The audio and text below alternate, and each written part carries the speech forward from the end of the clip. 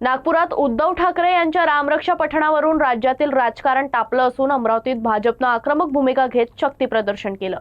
भाजप आमदार प्रवीण पोटे पाटील यांच्या नेतृत्वाखाली आयोजित कार्यक्रमात उद्धव ठाकरेंवर टीका करणारे फलक झळकवण्यात आले। तसंच सुंदरकांड पठण करत उद्धव ठाकरेंना श्रीरामांकडून सद्बुद्धी मिळावी अशी प्रार्थनाही करण्यात आली। नागपुरात उद्धव ठाकरे यांच्या रामरक्षा पठणाच्या पार्श्वभूमीवर अमरावतीत भाजपने शक्ती प्रदर्शन करत विरोध दर्शवला। भाजप आमदार प्रवीण पोटे पाटील यांच्या नेतृत्वाखाली आयोजित कार्यक्रमात कार्यकर्त्यांनी सुंदरकांड पठण केलं आणि उद्धव ठाकरेंवर टीका करणारे बॅनर प्रदर्शित केले।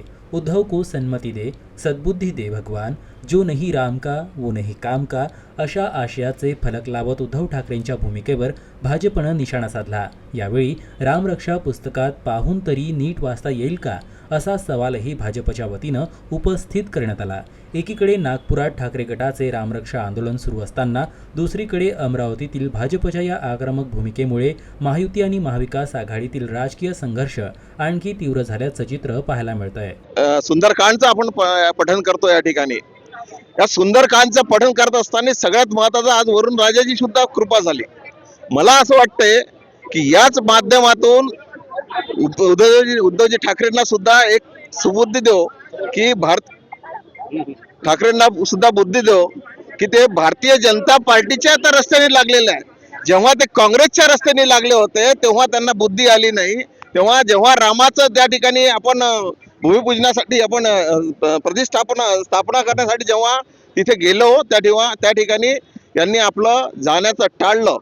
फक्त आपल्याला सत्ता मिळाली पाहिजे यासाठी त्यांनी हे काम केलं होतं। आज मला असं वाटतंय की उद्धवजींनी सगळ्यांना त्या ठिकाणी आमचे नागपूरचे भागवत साहेब असो की आमचे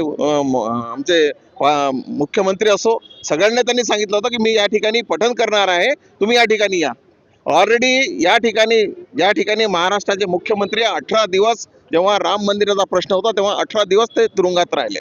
खीर खुर्मा आणि बकरीचं निमंत्रण पहिले स्वीकारतात आणि त्याच्यासाठी आता हे कोरडं निमंत्रण देऊन फडणवीसांनाही दिलं, बाकीच्या लोकांनाही साधू संतांनाही दिलं, पण लोक नाही जात ना। लोक कसे फसणार आहे? सत्तेसाठी 2019 साठी हिंदूंना जे मतं दिले ते सोडून तुम्ही काँग्रेसच्या जवळ मांडीला मांडी लावून बसले आणि त्या काँग्रेसनं जसं जसं बोललं औरंगजेबाची जे कबर होती त्या कबरीचं उदात्तीकरण करायला तुम्ही गेले आणि त्याच्यामुळं हे जे पाप आहे हे कसं विसरणार आहे हिंदू लोक? आणि त्याच्यामुळं राम राम करत बसा, घरी बसले तरी चालते।